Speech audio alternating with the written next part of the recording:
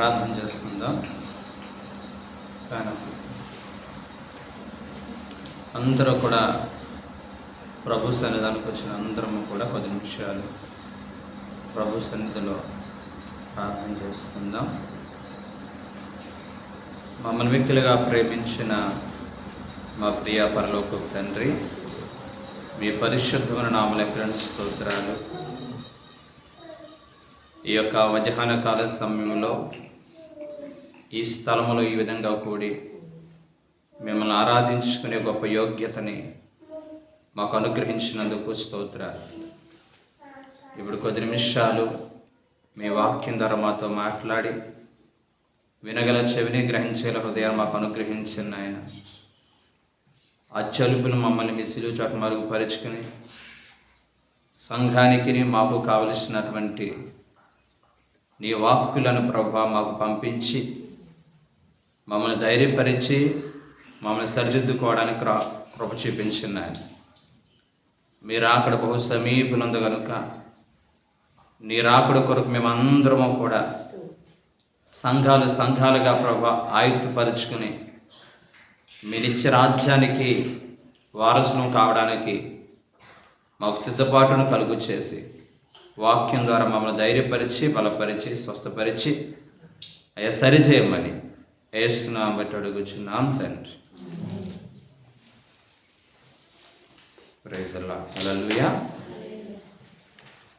10 నిమిషాలు వాక్యాన్ని విందాం. అందరూ కూడా శ్రద్ధగా వాక్యాన్ని వినడానికి ప్రయత్నించండి.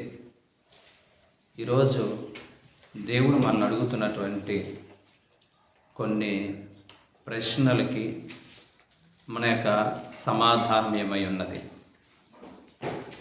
ఆయన అడుగుతున్నటువంటి ప్రశ్న ఇక్కడ కూర్చున్నటువంటి లేదా ఈ శబ్దయంత్రం ద్వారా ఈ వాక్యం వింటున్నటువంటి ప్రతి ఒక్కరిని కూడా ప్రభు అడుగుతున్న ప్రశ్న, మనము నిజమైనటువంటి క్రైస్తవులమా? మన నిజమైన క్రైస్తవులమా కాదా అని ఎలా మనము ప్రశ్నించుకోవాలి అని అంటే, ఆదిమ సంఘస్థుల యొక్క విశ్వాస జీవితాన్ని ఈ యొక్క నూతన నిబంధనలో ఉన్నటువంటి నా జీవితానికి ఒక పోలిక అనేది మనము సరిచూసుకున్నప్పుడు ఈ కడవరి దినాలలో మనం అందరము కూడా నిజమైన క్రైస్తవులము, దేవుని కొరకు నమ్మకంగా ప్రాణాలు సహితం ఇవ్వడానికి వెనకాడినటువంటి ఆదిమ సంఘస్థుల యొక్క భక్తి జీవితం, భక్తి భావాలు అవి ఎక్కడ, మా బ్రతుకులు ఎక్కడ అనేటట్లుగా నిజంగా చాలా వ్యత్యాసాన్ని ఈ రోజున మనము తెలుసుకోబోతున్నాం. ఈ రోజుల్లో చాలామంది యేసుక్రీస్తు ప్రభువాన్ని పరిచయం చేసేటప్పుడు, నీ రక్షణ గూర్చిన సాక్ష్యాన్ని ఇతరులకి ప్రకటించేటప్పుడు సర్వసాధారణంగా మనం అందరము కూడా యేసు ప్రభువారిని నమ్ముకున్న తర్వాత, యేసు ప్రభువారిని ఎందుకు నమ్ముకున్నావు అని ఎవరైనా మిమ్మల్ని అడిగితే, లేదా మీరు ఎవరికైనా స్వార్థం ప్రకటించేటప్పుడు, నా ఇంట్లో ఆ మేలు జరిగింది, మా ఇంట్లో ఈ మేలు జరిగింది, మేము చక్కగా ఇల్లు కట్టుకున్నాం, ఆరోగ్యం కుదురుపడింది, అప్పుల్లోంచి విడుదల పొందాం, కుటుంబ సమస్యల నుంచి విడుదల పొందాం, మంచి వ్యాపారంలో వృద్ధిని పొందుకున్నాం, బిడ్డలకు దేవుడు చక్కని గర్భఫలాన్ని ఇచ్చాడు, లేదా వివాహ విషయంలో దేవుడు కృప చూపించాడు అని చెప్పి దేవుడు చేసిన మేలులన్నిటినీ కూడా అనేక మందికి తెలియజేసేటువంటి క్రమంలో ఒక కృతజ్ఞతాభావంతో మనం అనేక విషయాలు అనేక మందికి సాక్ష్య రూపంలో తెలియజేస్తూ ఉంటాం. అయితే ఈ రోజున మన యొక్క దేవుడు మనల్ని అడుగుతున్న ప్రశ్న, ఒకవేళ మన జీవితాల్లో దేవుడు అవి చేయకపోతే, ఒకవేళ దేవుడు నా జీవితంలో ఆ ఉన్నతమైనటువంటి ఘనకార్యాలు జరిగించకపోతే, మనం దేవుని నమ్ముకునే వారం కాదు కదా, మన దేవుని వెంబడించే వారము కాదు కదా. ఈ రోజున బాప్తిస్మం పొంది దేవుని కొరకు జీవించే వారము కాదు కదా. ఈ రోజున క్రైస్తవ సమాజం అంతా కూడా ఈ భౌతిక సంబంధమైన వాటి కొరకు మనమందరము కూడా ఎదురు చూసేవారుగా, ఈ లోక సంబంధన ఆశీర్వాదాల కొరకు మాత్రమే ప్రభువుని వెంబడించేవారుగా, ప్రభువుని నమ్ముకునేవారుగా కాకుండా ఆదిమ సంఘస్థులు ప్రభుని ఏ విధంగా వెంబడించారు. దయచేసి ఈ రోజున మన యొక్క జీవితాలలో ఈ భూలోక సంబంధం వాటి కొరకు మాత్రమే ప్రభుని వెంబడిస్తే మనమందరము కూడా ఎంత భయంకరమైనటువంటి దౌర్భాగ్యమో బైబిల్ గ్రంథంలో అపోస్తలుడైన పౌలు గారు మొదటి కొరింథీయులకు రాసిన పత్రిక 15వ అధ్యాయము 19వ వచనాన్ని మనం చూసినట్లయితే, మొదటి కొరింథీయులకు రాసిన పత్రిక 15వ అధ్యాయము, ఈ జీవిత కాలం మట్టుకే మనము క్రీస్తునందు నిరీక్షించబడిన వారి మెడల మనుషులందరికంటే మనమందరం కూడా దౌర్భాగ్యులమై ఉందము. ఈ మాట నేను అంటలేదండి, అపోస్తలుడైన పౌలు గారు కొరింథీ సంఘాన్ని ఉద్దేశించి మాట్లాడుతున్న మాట. ఇదిగో విశ్వాసులారా, మనం ఒకవేళ ఈ జీవిత కాలం మట్టుకే, ఈ లోకంలో బ్రతుకున్న వాటి మట్టుకే, ఈ లోక సంబంధంగా మనం జీవించినంత కాలం మట్టుకే మనం అందరము కూడా ప్రభువుని నమ్ముకున్నాం, ప్రభువుని వెంబడించామని చెప్పుకుంటే మనకంటే దౌర్భాగ్యులు ఈ మనుషులు ఎవ్వరూ కూడా ఉండరని చెప్పి ఆ రోజున కొరింథీ సంఘానికి అపోస్తలుడైన పౌలు గారు ఆనిస్తున్న మాట, భౌతిక సంబంధించిన ఆశీర్వాదాల కొరకు, భౌతిక సంబంధమైనటువంటి విషయాల కోసం మాత్రమే ప్రభుని వెంబడించే వ్యక్తులుగా మనం ఉండకూడదు. నిత్య జీవం కొరకు దేవుడు మనల్ని సిద్ధపరుస్తున్నాడు. తన అనాది సంకల్పం చెప్పిన నిన్ను నన్ను కూడా తన నిత్య రాజ్యానికి ఆయన ఆయుక్తపరిచి యుగయుగాలు కూడా ఆయనతో పాటు ఉండేటువంటి ధన్యతని నీకు నాకు ఇవ్వబోతున్నాడు. ఈ లోకంలో ఎంత సంపాదించుకున్నా, ఈ లోకంలో ఎన్ని పొందుకున్నా అవి తాత్కాలికమైనవి మాత్రమైనటువంటి విషయాన్ని ప్రతి ఒక్కరూ గుర్తెరిగి ఈ రోజున మనము దౌర్భాగ్యులమా కాకుండా మరణము తర్వాత అసలైన జీవితం ఉంది. యుగయుగాలు కూడా ఆయనతో మనము నివాసం చేసేటువంటి ఆ యొక్క ఉన్నతమైన దినాలు మన జీవితాల్లో ఉన్నవి. ఈ నిరీక్షణ మనల్ని సిగ్గుపరచదు. కొంచెం కాలం మాత్రం శ్రమపడిన మీదట ఆయనే మనం అందరినీ కూడా సంపూర్ణంగా చేసి తన నిత్య రాజ్యానికి వారసులు చేస్తారు అనేటువంటి విషయాన్ని ఈ రోజున క్రైస్తవ సమాజం మర్చిపోయి విస్మరించి వాళ్ళ జీవితాల్లో కోరుకున్నటువంటి కోరికలు కావచ్చు, వాళ్ళ జీవితాల్లో దేవుడు అనుమతించినా లేదా మనము స్వయంకృత అపరాధాన్ని బట్టి కొని తెచ్చుకున్నటువంటి సమస్యలను బట్టి, కొన్ని ఇబ్బందులు బట్టి, మనసులో ఏదో తెలియనటువంటి కొరతను బట్టి నువ్వు దేవుని సన్నిధి ఏదో ఆశించి ప్రభు సన్నిధికి వస్తే అది నీ జీవితంలో జరగడం ఆలస్యమైన దాన్ని బట్టి, లేదా నీ జీవితంలో కొన్ని సాతాను యొక్క ప్రమేయాన్ని బట్టి వచ్చినటువంటి సమస్యలను బట్టి ఈ రోజున అనేక మంది క్రైస్తవ సమాజము దేవుని విడిచిపెట్టి, దేవుని ప్రేమను విడిచిపెట్టి నిత్య జీవానికి వారసులమైన అన్న విషయాన్ని మర్చిపోయి ఈ రోజున చాలా మంది క్రైస్తవ సమాజం అంతా కూడా ఒక భయంకరమైనటువంటి రీతిలో నిర్ణయాలు తీసుకుని బ్యాక్ స్లైడర్స్ అంటారండి, వెనక్కి జారిపోయేటువంటి విశ్వాసులుగా, వెనుకంజ వేసే విశ్వాసులుగా, మరలా విడిచిపెట్టినటువంటి ప్రాంతాలకు వెళ్ళిపోయేటువంటి వారిగా, విడిచిపెట్టినటువంటి భయంకరమైన పాపంలోనికి తిరిగి వెళ్ళిపోయేవారిగా, విడిచిపెట్టి వచ్చినటువంటి ఆ భయంకర అలవాట్లకి మరలా తిరిగి వెనక్కి వెళ్ళేవారిగా ఈ రోజున క్రైస్తవ సమాజం మారుకున్నట్లుగా దయచేసి ఈ రోజున నీతో నాతో ప్రభు మాట్లాడుతున్న విలువైన మాట, నిన్ను దేవుడు ఈ లోక సంబంధమైన ఆశీర్వాదాలు ఇవ్వడం కొరకు మాత్రమే పిలవలేదు కానీ పర సంబంధమైనటువంటి వాగ్దాన భూమిలో నిన్ను నన్ను నిలబెట్టడానికి ఆయన పిలిచాడు అనే విషయాన్ని ప్రతి ఒక్కరూ గమనించుదాం.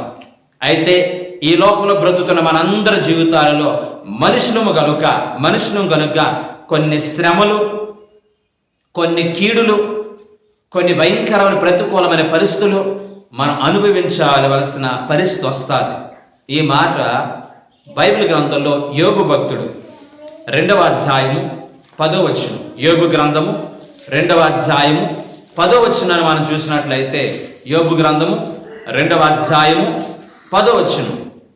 యోబు అంటాడు కదండి, అందుకతడు మూర్ఖురాలు మాట్లాడినట్లు నీవు మాట్లాడుచున్నావు, మనం దేవుని వలన మేలు మాత్రం అనుభవించదమా, కీడు మాత్రం మనం అనుభవించతగదమా అని ప్రైజ్ హల్లెలూయా. యోబు భక్తుడు అన్నాడండి, యోబు నిరీక్షణ కలిగి ఉన్నాడు గనుక, యోబు పునరుద్ధానాన్ని పూర్తిగా నమ్మాడు గనుక, ఈ లోకంలో ఉన్నవన్నీ కూడా అశాశ్వతమైనవని, ప్రభు ప్రేమ ముందు ఇవేవి కూడా నాకు ఎక్కువ కాదని, ఆయన నాకు ఇచ్చే మహిమ ఎదుట ఈ లోకంలో ఉన్నటువంటి ఆశీర్వాదాలు, ఈ లోకంలో సమస్త వైభోగాలన్నీ కూడా క్షణభంగరం లాంటివని అతడు గుర్తించాడు కనుక ఆయన అంటున్న మాట ఏంటి తెలుసా? తన భార్యని పిలిచి, తన భార్య అసహనోపాలై అల్పవిశ్వాసముతో నువ్వు దేవుణ్ణి నమ్ముకున్నావు, అయినా నీకెందుకు ఈ కీడొచ్చింది? దేవుణ్ణి వెంబడిస్తున్నావు, ప్రతిరోజు ప్రార్థన చేస్తావు, అయినా నీ పిల్లలు ఎందుకు చచ్చిపోయారు? ప్రతిరోజు దేవుని సన్నిధిలో నమ్మకంగా బ్రతుకుతావు, అయినప్పుడు కూడా నీ జీవితం ఎంత భయంకర కీడెందుకు వచ్చింది? నీ ఆరోగ్యం రోజు రోజుకి ఎందుకు క్షీణించిపోతుంది? ఆ దేవుని దూషించు, ఆ దేవుని దూషించి నువ్వు చచ్చిపో అని చెప్పి అనేక రీతులుగా ఈ భార్య ఇతన్ని బాధ పెడుతుంటే, తన నోటి మాట ద్వారా కూడా ఏ విధమైనటువంటి తప్పిదం చేయకుండా మూర్ఖురాలు మాట్లాడుతున్నట్లుగా నువ్వు మాట్లాడుతున్నావు, కానీ మనం మేలు మాత్రమే అనుభవించతగుదమా, కీడు అనుభవించతగదమా? ఈ మాట దేవుని ఆశీర్వాదాలు మన మీద మెండుగా ఉన్నప్పుడు, దేవుని దీవులు మెండుగా అనుభవిస్తున్నప్పుడు ఈ మాటలు రాలేదు నీ నోటంట. ఆ కృపగల దేవుడు ఎంత అద్భుతంగా మనల్ని దీవిస్తున్నాడని చెప్పి ఆ దేవుని స్తుతించిన సందర్భాలు నీ జీవితంలో లేవు.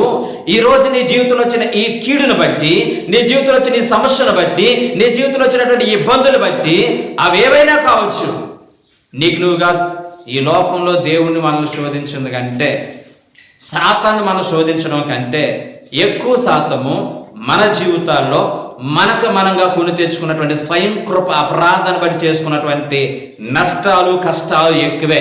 ఒక మనిషి తన జీవితంలో కష్టం వచ్చినప్పుడు, ఒక మనిషి తన జీవితంలో కీడు తలపెట్టినప్పుడు, తన జీవితంలో కీడు అనేది సంభవించినప్పుడు ఆ వ్యక్తి గమనించవలసిన విలువైన మాట ఏంటి తెలుసా? నేను తీసుకున్న నిర్ణయాన్ని బట్టి, ఆ రోజున వీళ్ళ చెప్పిన మాటలు వినలేనటువంటి కారణాన్ని బట్టి, ఒక దైవ సేవకుడు హెచ్చరించిన హెచ్చరికలు వినకపోవని బట్టి, దేవుని వాక్యం మనకు హెచ్చరిస్తున్నప్పుడు ఆ హెచ్చరికలో ఖాతరు చేయలేని కారణాన్ని బట్టి, ఈ రోజున నా జీవితంలో కీడు వచ్చింది ప్రభువా అని చెప్పి ప్రభు సన్నిధిలో కన్నీరు విడిచి ఆయన కొరకు ప్రార్థన చేసే విశ్వాసుల కంటే, జీవితంలో ఎదురైనటువంటి చిన్న సమస్యలను బట్టి, జీవితంలో ఎదురైనటువంటి పెద్ద కష్టాన్ని బట్టి ఈ రోజున అనేక మందికి ఫ్యాషన్ ఏంటో తెలిసింది. దేవుడు అనేవాడు ఉంటే మా బ్రతుకులు ఎందుకు ఇలా ఉంటాయి? దేవుడు అనేవాడు మా ప్రార్థన ఆలకిస్తే, దేవుడు అనేవాడు మమ్మల్ని చూస్తూ ఉంటుంటే మా బ్రతుకుల్లో ఎందుకు ఈ భయంకరమైన సమస్యలు వస్తాయి? ఆ దేవునికి కూడా నా మీద జాలి లేదు అని చెప్పి ఈ రోజున అనేక మంది వెనకంజ వేసేవారుగా ఉంటున్నారు, అనేక మంది వెనకకు తిరిగేవారుగా ఉంటున్నారు. ఈ రోజున వాక్యం వింటున్న ప్రియమైన బిడ్డలారా, దేవుడు నీతో నాతో స్పష్టంగా మాట్లాడుతున్న మాట, దయచేసి ఈ భూ సంబంధం వాటి కొరకు మాత్రమే ప్రభు నమ్ముకున్నావా? నీలాంటి నాలాంటి బుద్ధిహీనమైనటువంటి వ్యక్తులు మరొకరు ఉండరని అపోస్తలుడైన పౌలు గారు ఆ రోజుల్లోనే కొరింథీ సంఘాన్ని హెచ్చరించినట్లుగా నిన్ను నన్ను కూడా ఈ మధ్యాహ్న కాల సమయంలో వాక్యం హెచ్చరిస్తుంది. ఈ లోకంలో ఏమున్నా లేకున్నా, ఎవరున్నా లేకున్నా, నా యేసు ప్రభువుని నేను వెంబడిస్తాను. ఆయన ప్రేమలో నుంచి నన్ను ఏది కూడా వేరు చేయదు. అది మరణమైన, దుఃఖమైన, హింసమైన, ఖడ్గమైన, కరువైన, ఉపద్రవాలైనా, నా జీవితంలో ఎదురైన ఏ సమస్య అయినా కానీ ఆయన ప్రేమ నుంచి నన్ను ఏది వేరు చేయదని చెప్పి ఈ లోక సంబంధమైన ఆశీర్వాదాల కంటే, ఈ లోక సంబంధమైనటువంటి దీవుల కంటే, ఈ లోక సంబంధంలో జీవితంలో జరిగేటువంటి కష్టాలైనా సుఖాలైనా అన్నిటికంటే నీ జీవితంలో దేవునికి ఎక్కువ ప్రాధాన్యత ఇచ్చినట్లయితే కృపగల దేవుని యొక్క దీవుళ్ళు నీ జీవితం సొంతం చేసుకోవడానికి ఉన్నతమైన అవకాశం ఉంటుంది. దేవుని స్తోత్రం. హల్లెలూయా, హల్లెలూయా. మత్తయి శుభవార్త 27వ అధ్యాయం 46వ వచనాన్ని, మత్తయి శుభవార్త 27వ అధ్యాయము 46వ వచనంలో అక్కడ యేసుక్రీస్తు ప్రభువుని సిలువ వేసినప్పుడు ఆ శిలువ మీద ఉన్నటువంటి ఆయన పలికిన 7 మాటల్లో ఒక ప్రత్యేకమైన మాట ఏంటంటే, నా దేవా నా దేవా నన్నెందుకు చేవిడిచితివి, నీవెందుకు నీ ముఖమును నీ త్రిప్పుకున్నావు, నన్నెందుకు చూడట్లేదు, నా దేవా నా దేవా నన్నెందుకు చేవిడిచావని చెప్పి ఆర్తనాదాలు చేశారు శిలువ మీద ఉండి యేసయ్య. ఆ దేవుని యొక్క ఎడబాటును తట్టుకోలేక, చేయి విడిచిపెట్టినటువంటి ఆ దేవుని యొక్క ఎడబాటును తట్టుకోలేక నా యేసు ప్రభువారు కలువరిశిలో ప్రాణం పెట్టే ముందు నా దేవా నన్నెందుకు చేయి విడిచితివని చెప్పి భయంకరంగా ఏడ్చిన సందర్భాలు బైబిల్ గ్రంథంలో 4 సువార్తల్లో కూడా లిఖించడం జరిగింది. అంటే ఆయా సందర్భాలలో తన ప్రియ కుమారుని యేసు క్రీస్తు ప్రభువాన్ని కూడా ఆ దేవత దేవుడు చేయి విడిచిపెట్టేస్తాడు. ఈ రోజున ఒకవేళ నిన్ను నన్ను కూడా ఆయన చేయి విడిచిపెట్టే దేవుడు కాదు, నిన్ను నన్ను కూడా విడిచిపెట్టే దేవుడు కాదు. తన ప్రాణము కంటే ఎక్కువగా దేవుడు ఈ లోకాన్ని ప్రేమించాడు. తనకున్నటువంటి ఏకైక కుమారుని కంటే ఎక్కువగా ఈ లోకాన్ని ప్రేమించాడు. ఆయన నిన్ను ప్రేమించాడు కాబట్టి ఈ లోకం నుంచి నిన్ను ప్రత్యేకపరుచుకుని తన నిత్య రాజ్యం కొరకు ఆయుధపరచాలని ఈ సంఘముగా దేవుడు సమకూర్చాడు. నిన్ను పొరపాటును కూడా చేయి విడిచిపెట్టడం. కానీ ఒకవేళ నీ విశ్వాసాన్ని పరీక్షించడానికి, ఒకవేళ నీవు కలిగి ఉన్న నమ్మకత్వాన్ని పరీక్షించడానికి, ఒకవేళ నీలో ఉన్నటువంటి నిర్లక్ష్యాన్ని తీసివేయడానికి ఒకవేళ దేవుడు నీ చేయి విడిచిపెట్టేటువంటి ఆ పరిస్థితి నీ జీవితంలో, నా జీవితంలోకి వస్తే, నా దేవుని కొరకు నిలబడేటువంటి ఆ ధైర్యము, నా దేవుని కొరకు నిలబడేటువంటి విశ్వాసము, నా దేవుని కొరకు నిలబడేటువంటి ఆ గొప్ప నమ్మకము నీ జీవితంలో ఉందా? నీ జీవితంలో కలిగి ఉన్నావా? లేదా నీ జీవితంలో వచ్చినటువంటి సమస్యను బట్టి దేవుడు నన్ను చేయి విడిచిపెట్టేశాడు, ఆయన నన్ను చేయి విడిచిపెట్టడం కాదు కానీ నేను ఆయన విడిచిపెట్టేయాలని చెప్పేసి లోకం వైపు పరుగులు పెట్టేటువంటి ఒక అల్ప విశ్వాసుల్లా మనం ఉండకుండా, ఆయన నిన్ను చేయి విడిచిపెట్టినా, ఆయన నన్ను చంపినా నేను ఆయన విడిచిపెట్టినా చెప్పి భక్తులు మాట్లాడినట్లుగా మనమందరము కూడా ప్రభు కొరకు అటువంటి విశ్వాసంలో స్థిరపడేటువంటి కృప ఆ దేవతీయుడు మనందరికీ దయచేయును గాక. అదే అందుకనే అపోస్తలుడైన పౌలు గారు 2 తిమోతి రాసిన పత్రిక 3వ అధ్యాయము 10, 11, 12 వచనాలు ఒకసారి చదువుతారు. 2 తిమోతి రాసిన పత్రిక 3వ అధ్యాయము 10, 11, 12 వచనాలు. అయితే నువ్వు నా బోధను, నా ప్రవర్తనను, నా ఉద్దేశమును, నా విశ్వాసమును, నా దీర్ఘశాంతమును, నా ప్రేమను, నా ఓర్పును, అంతియొకయు, ఇకోనియు, లుస్త్రాను పట్టణములో నాకు కలిగిన హింసను, ఉపద్రవమును తెలుసుకుని వాడివై నన్ను వెంబడించితివి.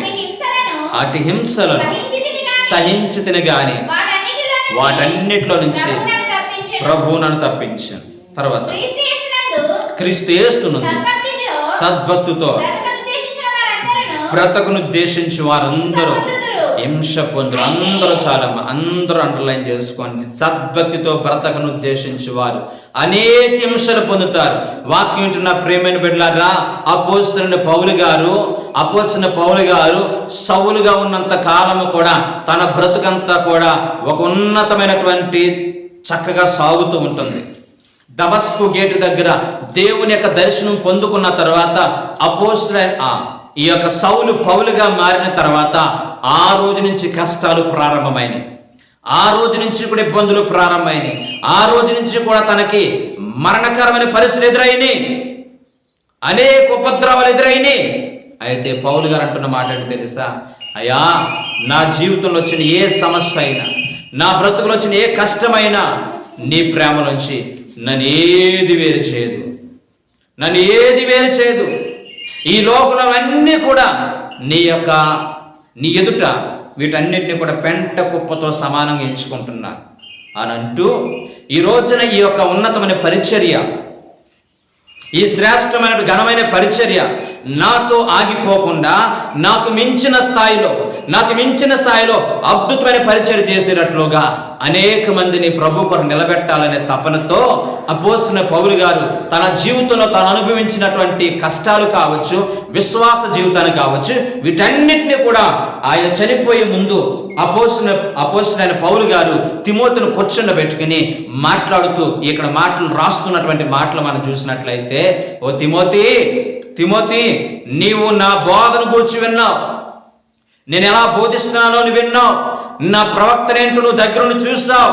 నేను కలిగి ఉన్న ఉద్దేశములు, నేను దేవుని కొరకు కలిగి ఉన్న ప్రణాళికలు, మీ పట్ల నేను కలిగి ఉన్న ప్రణాళికలు ఎంత ఉన్నతమనివో నువ్వు తెలుసుకున్నావు. నేను కలిగిన విశ్వాసాన్ని గురించి నువ్వు విన్నావు, చూసావు. నేను ఎంత దీర్ఘశాంతంగా జీవిస్తున్నానో నువ్వు కనులారా చూసావు. నేనెంత ప్రేమతో, నిస్వార్థమైన ప్రేమతో నా దేవుని ప్రేమిస్తున్నానో, సంఘాన్ని ప్రేమిస్తున్నానో, ఆయన ప్రేమను బట్టి అనేక ప్రాంతాలకు వెళ్ళి విలువైన దేవుని యొక్క స్వార్థను ప్రకటించే విషయంలో నేనెంత ప్రయాసపడ్డానో ఇవన్నీ చేయడానికి కారణము ప్రేమను కలిగి ఉన్నాను. అంతేకాకుండా నా ఓర్పు, ఎంత ఓర్పుతో ఈ పరిచర్య నడిపించాలో నీకు తెలుసు. ఎంత సహనముతో ఈ పరిచర్యని నడిపించాలో తెలుసు. అంతియోకియా అనేటువంటి ఇకోనియా, లుస్త్రాలో నాకు కలిగినటువంటి హింసను గూర్చి నీకు తెలుసు. నన్ను ఎంత భయంకరంగా హింసించారో నీకు తెలుసు. చచ్చిపోయాడని చెప్పేసి ఒక భయంకరమైనటువంటి చచ్చిపోయిన కుక్కని ఈడ్చినట్లుగా నన్ను ఈడ్చుకుని వెళ్ళి ఆ ఊరు బయట పడవేసిన సంగతి నీకు తెలుసు. అయినను లేచి మరలా దేవుని సువార్తను ప్రకటించాను. ఎందుకు ఇలా చేస్తున్నాను? నాకేమైనా పిచ్చి పట్టిందా? నాకేమైనా తేడా అనిపించిందా? కాదు. నా ప్రేమ గూర్చి, నా తండ్రి యొక్క దేవుని యొక్క సంఘమును గూర్చి, దేవుని యొక్క రాజ్య వ్యాప్తి కొరకు నేను క్రేజీ అయిపోయాను.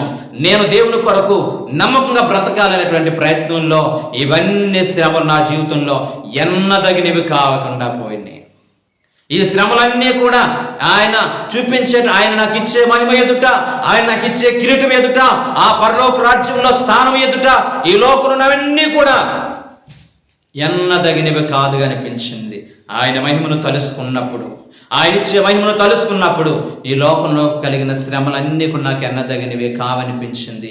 తిమోతి, నేను వెళ్ళిపోయిన తర్వాత, తిమోతి, నేను కంపల్సరీ లోకాన్ని విడిచిపెట్టిన తర్వాత నీవు కూడా నాకు మించిన స్థాయిలో బ్రతకాలి, నాకు మించిన స్థాయి విశ్వాసాన్ని కాపాడుకోవాలి. అవసరమైతే నా దేవుని కోసం నీ ప్రాణాలు ఇవ్వడానికైనా వెనకంజ వేయొద్దు.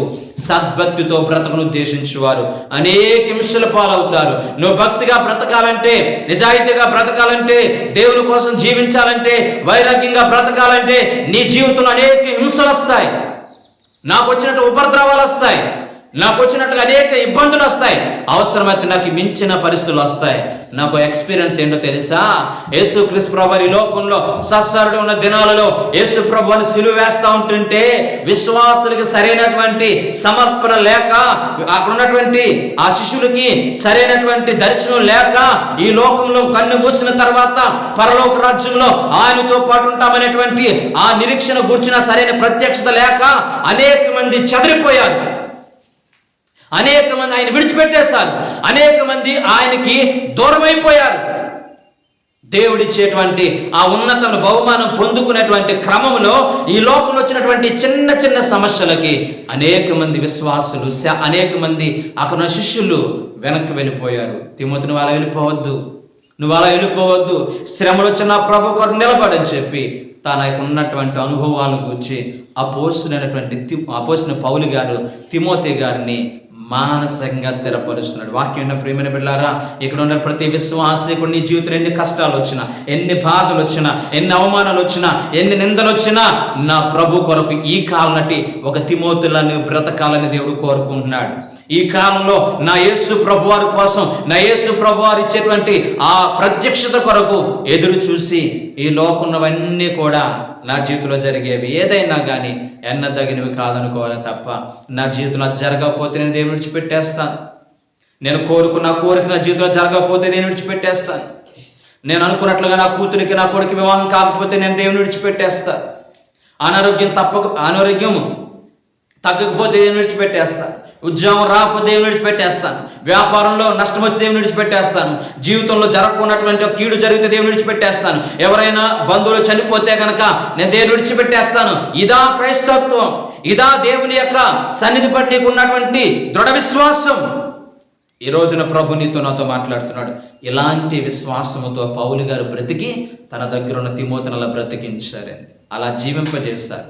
వాక్యం ఉన్న ప్రేమను బిడ్డలారా, అపోస్తలుడైన పౌలు గారు ఎలా చనిపోయారు, ఆ ఆదిమ సంఘంలో వచ్చినటువంటి హింసల గురించి మనం విన్నట్లయితే, రాత్రి వాక్యాన్ని ధ్యానిస్తూ ఉంటున్నప్పుడు, ఈ లోకంలో నా ప్రభు కోసం, ఈ లోకంలో మన దేవుని కోసం జీవించే జీవితం ఒక జీవితమేనా, నా ప్రభు కొరకు పడే అవమానం ఒక అవమానమేనా, నా ప్రభు కొరకు నిందలు పడే ఆ నింద ఒక నిందేనా, ఏం చేస్తున్నాం అనే విషయాన్ని మనం జ్ఞాపకం చేసుకుంటే, మొదటి శతాబ్దంలో యేసుక్రీస్తు ప్రభు చనిపోయి మరణాన్ని జయించి తిరిగి లేచిన తర్వాత అంతియోకియా సంఘంగా పిలువబడింది.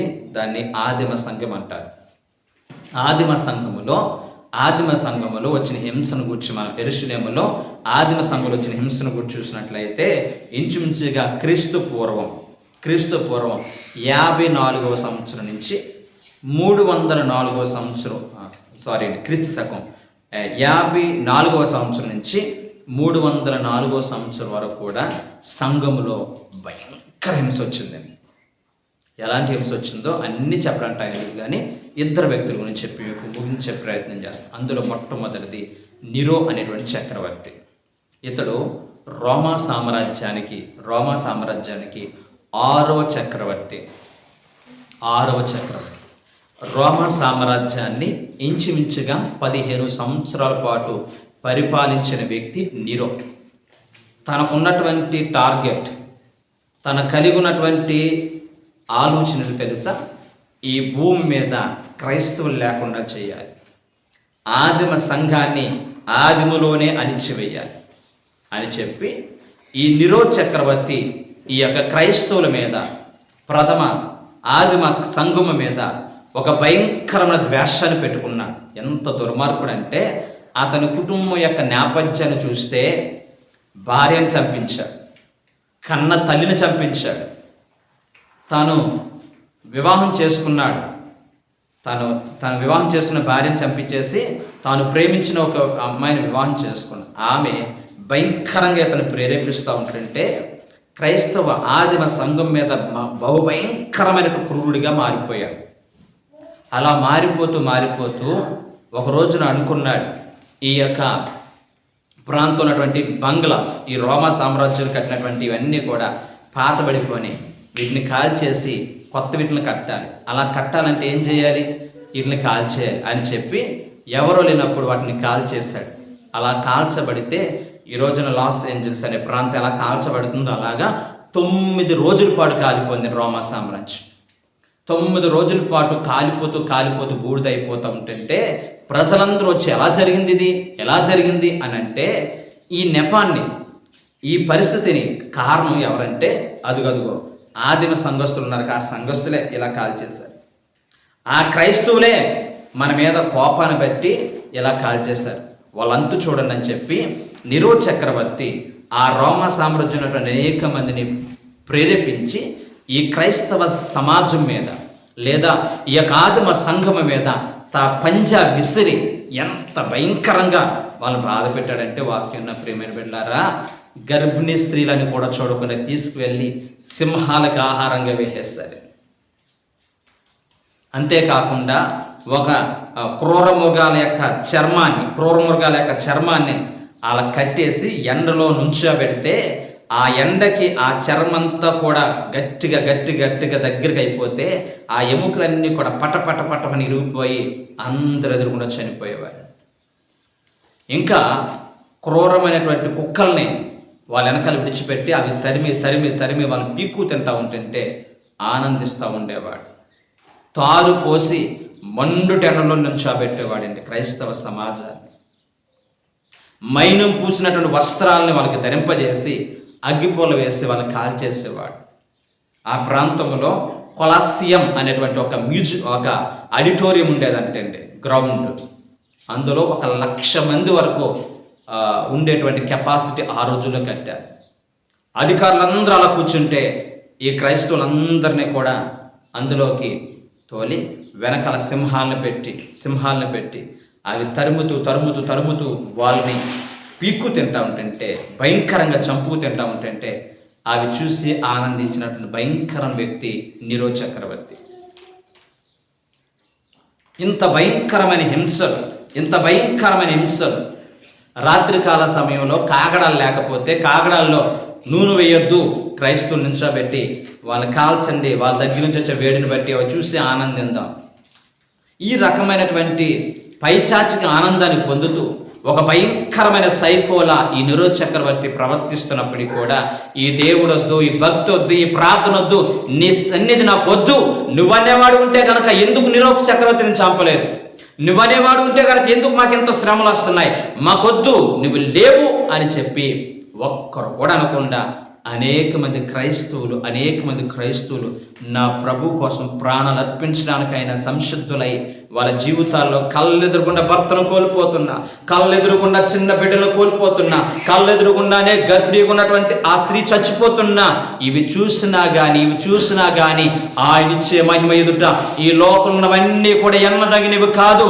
ఈ లోకంలో మరణం అనేది పరలోక రాజ్యానికి ద్వారబంధం లాంటిదని ఒక దృఢమైన విశ్వాసంతో నా ప్రభుని వెంబడించారు కాబట్టి ఆదిమ సంఘం బ్రతికించిన ఆ యొక్క క్రైస్తత్వం ఈ రోజున ప్రపంచమంతా విస్తరించగలిగిందండి. వాక్యమైన ప్రేమిలారా, ఒకసారి పోల్చుకోండి. ఆదిమ సంఘానికి వచ్చిన హింస ఈ రోజున మనకు వచ్చిన హింసకి ఏమన్నా వ్యత్యాసం ఉందా? ఏమైనా పోలుకుందా?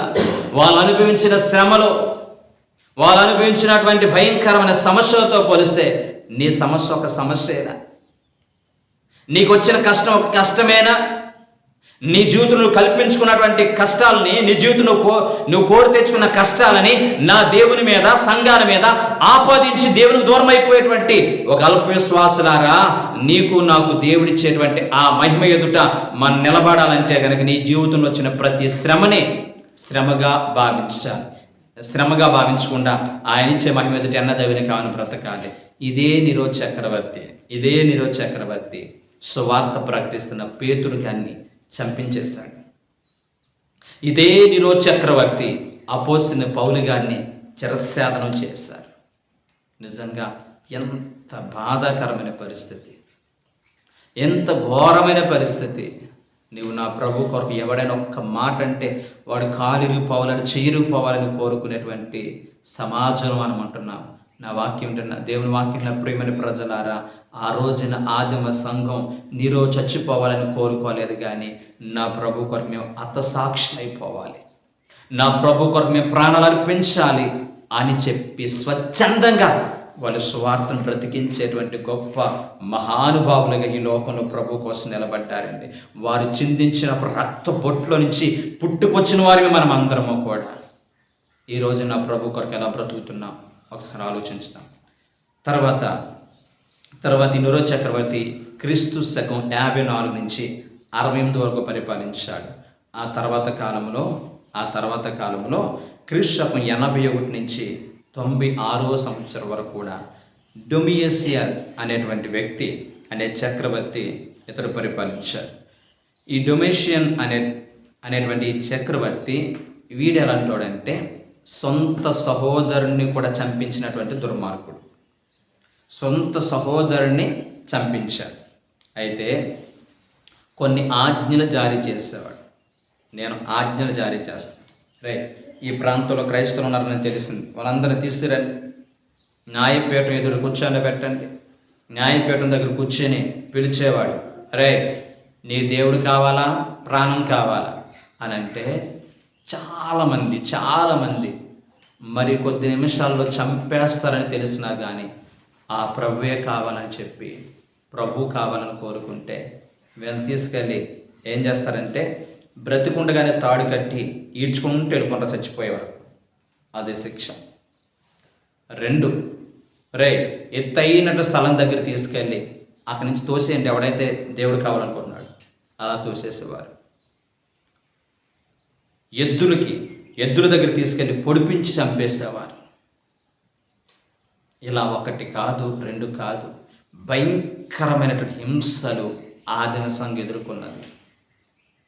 ఇంత భయంకరమైన శ్రమలు ఎదుర్కొంటే ఆ న్యాయపీఠం ఎదుటికి వచ్చినటువంటి వారందరూ కూడా చాలామంది నిజ క్రైస్తవులు నాకు ప్రభువే కావాలని చెప్పి సంతోషంగా వాళ్ళ ప్రాణాలు అర్పించారు. ఆనందంగా ప్రభు కొరకు వాళ్ళ ప్రాణాలు అర్పించి ప్రభు యొక్క సువార్తను బ్రతికించే క్రమంలో వారు నా ప్రభు కోసం క్రేజ్ అయిపోయారు. నా ప్రభు కోసం పిచ్చి ప్రేమను పెంచుకున్నారు. నిన్ను నన్ను కూడా అంత గొప్ప త్యాగాలు చేయాలని దేవుడు కోరుకుంటలేదు. కనీసం నీకున్న దాంట్లో, కనీసం నువ్వు కలిగి ఉన్న దాంట్లో నా ప్రభు కొరకు నేను నమ్మకమైనటువంటి పాత్రగా నేను బ్రతుకుతాను. చిన్న చిన్న విషయాలకు నేను దేవుని విడిచిపెట్టను. చిన్న చిన్న విషయాలకు దేవుని యొక్క ప్రేమను దూరం చేసుకోనని చెప్పి ఈ మధ్యాహ్న కాలసిన ఒక తీర్మానం తీసుకుంటావా? ఇదే డొమిషియన్స్ అనేటువంటి వ్యక్తి రోమా ప్రాంతంలో ఏ కరువు వచ్చినా, ఏ నష్టం వాటిల్నా, ఏ అంటువ్యాధులు వచ్చినా వీటన్నిటికి కారణం ఆ క్రైస్తవులే. వాళ్ళని బట్టే ఈరోజు మనకి ఈ రోగాలు వచ్చినాయి, వారిని బట్టే ఈ కరువులు వస్తున్నాయి, వారిని బట్టే ఈ ఇబ్బందులు వస్తున్నాయని చెప్పి ఈ వ్యక్తి అనేక మందిని ప్రేరేపిస్తూ ఉంటుంటే కోపాల చేత రగిలిపోయిన వీళ్ళందరూ కూడా వెళ్ళి కనపడ్డ క్రైస్తవుని కనపడ్డట్టుగా చంపేసినటువంటి భయంకరమైనటువంటి పరిస్థితి ఆదిమ సంఘం ఎదుర్కొంది. అలా జరుగుతున్నటువంటి క్రమంలో అపోస్తలుడైన పౌలు గారు చెప్పిన మాటలు తిమోతికి జ్ఞాపకం వచ్చినాయి. ఇప్పుడు ఆయన వంతు వచ్చింది. ఆయన అప్పటికి క్రీస్తు శకం 97వ సంవత్సరంలో ఎఫెసు సంఘానికి విచారణకర్తగా ఉన్నాడు అపోస్తలుడైన ఈ యొక్క తిమోతి గారు. ఈ తిమోతి గారు విచారణకర్తగా ఉంటే ఆ ప్రాంతంలో కెటోజియన్ అనేటువంటి ఒక ఉత్సవం జరుగుతాయి. మన ప్రాంతంలో జరుగుతాయి కదండి, కొన్ని తిరునాళ్ళు అంటారు కదా, అలాగా కెటోజీ అనేటువంటి తిరునాళ్ళు జరుగుతూ ఉంటున్నాయి. ఆ తిరునాళ్ళకి అందరూ కూడా వారి యొక్క ఆరాధ దైవమును పట్టుకుని ఊరేగుతూ ఉంటుంటే ఆ పట్టణానికి విచారణకర్తగా ఉన్నటువంటి ఈ యొక్క తిమోతి దాన్ని చూసి తట్టుకోలేకపోయాడు. దాన్ని చూసి తట్టుకోలేక తప్పు అలా చేయకూడదని చెప్పి వాళ్ళని వ్యతిరేకించి ఆ మార్గాలన్నీ మూసే ప్రయత్నం చేస్తే అక్కడున్న వారందరూ కూడా కోపం అనేది వచ్చి కర్రలు తీసుకుని వెనక నుంచి వెళ్ళి ఈ తిమోతి యొక్క తల మీద కొట్టితే ఆ తిమోతి ప్రాణాలతో పోరాడి 2 రోజులైతే చచ్చిపోయాడండి. తనకు తెలుసు నేను ఇక్కడ ఇలా చేస్తే వీళ్ళని చంపేస్తారని, తనకు తెలుసు తన ప్రాణాలు పోతాయని. అయినప్పటికీ కూడా నా ప్రభు కోసం హతసాక్షి అయిపోవాలి, నన్ను పెంచి పోషించిన నా యొక్క ఆత్మీయ తండ్రి అయినటువంటి అపోస్తలుడైన పౌలు గారు ఏ రకంగా నా ప్రభు కోసం హతసాక్షి అయిపోయేటప్పుడు సంతోషంగా ఆ మరణాన్ని ఎదుర్కొన్నారో నేను కూడా అలా ఎదుర్కోవాలని చెప్పి ఈ యొక్క తిమోతి కూడా అదే బాటలో తన ప్రాణాలు అర్పించి ప్రభు కోసం హతసాక్షి అయిపోయాడండి. ఈ రకంగా పుట్టుకొచ్చిందే క్రైస్తవ సంఘం. ఈ రకంగా పుట్టుకొచ్చిందే నిజమైన క్రైస్తవ సంఘం. ఈ రోజున నా ప్రభు కోసం అలాంటి త్యాగపూరితమైనటువంటి జీవితాన్ని నువ్వు జీవించాలని ప్రభు కోరుకుంటున్నాడు. ఆయన లోకంలో బ్రతికినప్పుడు, ఆయన లోకంలో జీవించిన సత్సారిగా ఉన్నప్పుడు ఆయన గూర్చి రాయబడిన మాట, ఆయన శరీరధారిగా ఉన్నప్పుడు ఏం చేశారంటే ఆయన చూడండి, హెబ్రీ రాసిన పత్రిక 5వ అధ్యాయం 7-8 వచనంలో, హెబ్రీ రాసిన పత్రిక 5వ అధ్యాయం 7-8 వచనాలు, హెబ్రీ రాసిన పత్రిక 5వ అధ్యాయం 7-8 వచనం, శరీరధారి ఉన్న దినములలో మహారోదనతో కన్నీళ్లతో తన్ను మరణం నుండి రక్షింపగలవానికి ప్రార్థనలను యాచనలను సమర్పించి భయభక్తులు కలిగి ఉన్నందున ప్రైజ్ హల్లెలూయా. మహారోదనతో కన్నీటితో ఈ లోకంలో యాచనలతో ఆయన ఈ లోకంలో బ్రతికాడు. శరీరం అంతా ఆయన శ్రమ పడ్డాడండి. నేను కూడా నా ప్రభు కోసం శ్రమ పడేవారు ఉందా? యేసుక్రీస్తు ప్రభువారు ఆయన బ్రతికినటువంటి 33.5 సంవత్సరాల్లో 3.5 సేవా కాలంలో అనేక మంది ప్రభు దగ్గరికి వచ్చేవారు. ఎందుకు వచ్చేవారు? స్వస్థత కోసం వచ్చేవారు. ఎందుకు వచ్చేవారు? మేలులు జరగాలని వచ్చేవారు. ఇంకా చెప్పుకోవాలంటే కనుక మీరు యోహాను శుభవార్త 6వ అధ్యాయం చూసినట్లయితే ఆయన అంటారు కదండి, చాలామంది ఆయన పెట్టేటువంటి రొట్టె ముక్కల కోసం వచ్చేవారని చెప్పబడుతుంది. ఈ రకంగా అనేక మంది ఈ కడవరి దినాలలో స్వస్థతల కోసం పరుగులు పెట్టేవారుగా ఆశ్చర్యకార్యాలు జరగాలని పరుగులు పెట్టేవారిగా, మేలులు జరగాలని పరిగెట్టేవారిగా దయచేసి అలాంటి వారు కాకుండా మారు మనసు రక్షణ పొంది నిత్య జీవానికి వారసులయ్యే వారికి ఉండాలని మనం కోరుకుంటున్నాం. ఈ రోజుల్లో చాలా సంఘాలు ఎందుకు ఎక్కువ డెవలప్ అయితే చెప్పండి, స్వస్థత చాలంటే అనే తప్ప నన్ను దేవుడు ఖచ్చితంగా స్వస్థపరిచేటువంటి దేవుడు. అయితే ఈ రోజున ఒక స్వస్థత కోసం మాత్రమే ప్రభు దగ్గరికి వచ్చేవారు ఉండొద్దు, మేలు కొరకు మాత్రమే దేవుని దగ్గరికి వచ్చేవారు ఉండొద్దు, ఆశ్చర్య కార్యాల కోసమే దేవుని దగ్గరికి వచ్చేవారు ఉండొద్దు. నేను చనిపోయిన తర్వాత నిత్య జీవానికి వారసులు అవుతాం, అందుకనే ప్రభుని నమ్ముకున్నామనేటువంటి ఒక చక్కని విశ్వాసముతో నా ప్రభుని వెంబడించేటువంటి ఆ ధన్యకరమైన జీవితాన్ని మనందరం కూడా కలిగి ఉందాం. దేవుని కొరకు బ్రతుకుదాం. హింసైన, ఖడ్గమైన, కరువైన నీ ప్రేమలోంచి నన్ను వేరు చేయకూడదని చెప్పి నిలబడిన ప్రతి విశ్వాసి కూడా అంతం వరకు కూడా మన విశ్వాస జీవితాన్ని కాపాడుకుని ఎలాంటి ప్రలోభానికి, ఎలాంటి కష్ట నష్టాలకి మనం చెదిరిపోకుండా, తొలగిపోకుండా విశ్వాసంతో అంటుకట్టబడి ఈ కాలంలో ఒక ఆదిమ సంఘులాగా ఈ దీన సంఘాన్ని ప్రభు మార్చాలని మనసారా కోరుకుంటూ ఈ మాటలు ముగిస్తున్నాను. దేవుడి మాటల ద్వారా మహిమ ఘనత ప్రభావాలు పొందినగాక. ప్రార్థన చేసుకుందాం. మహాపరిశుద్ధుడా, ప్రేమగల మా తండ్రి, మీ పరిశుద్ధ నామములకు స్తోత్రాలు. వినుట వలన విశ్వాసం కలుగుతుందని వాక్యం చెప్తుంది. ఆదిమ సంఘం యొక్క పరిస్థితుల గురించి మేము విన్నాం. మాలో కూడా అలాంటి విశ్వాసాన్ని కలుగు చేయనాయన. నీ కొరకు ఒక సమర్పణ కలిగిన జీవితాన్ని మేము కలిగి ఉండడానికి సహాయం చేయనాయన. నీవిచ్చే మహిమ ఎదుట ఈ లోకంలో ఉన్న శ్రమలు ఏవి కూడా ఎన్నదగినవి కాదని నిన్ను హత్తుకుని బ్రతికేటువంటి జీవితాలు ప్రతి ఒక్కరికి దయచేయమని యేసు నామమున అడుగుచున్నాం తండ్రి.